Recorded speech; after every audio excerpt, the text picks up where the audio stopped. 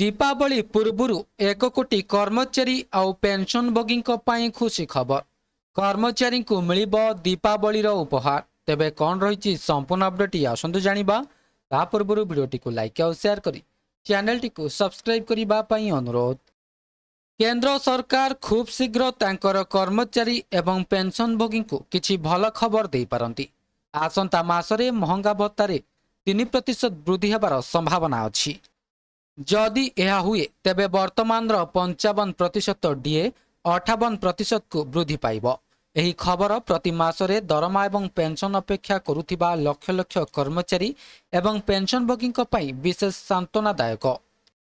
एही वृद्धिर प्रभाव सेमानक पकेट्रे स्पष्ट भाव में दृश्यमान हेब एवं एही दीपावली सेमानक पई आहुरी विशेष होई पारे।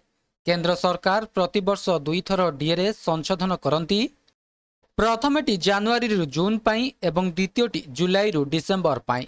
मार्च 2025 रे सरकार जानुआरी एवं जून पाई डीए रे 2% वृद्धि करथिले। एहाकु 53% रु 55% को वृद्धि करा जायथिला। एबे जुलाई एवं डिसेम्बर 2025 पाई 3% वृद्धि विषय रे आलोचना हेउछि। जदि एहा कार्यकारी हुए तेबे प्राय 1 कोटी कर्मचारी एवं पेंशनभोगी एथिरु लाभ पाइबे बोली कुहा जायछि। तेबे यह संपूर्ण अपडेट। वीडियोटी भल लगी वीडियोटी को लाइक करंतु, शेयर करंतु एवं चैनल टी को सब्सक्राइब करने भूलंतु नहीं।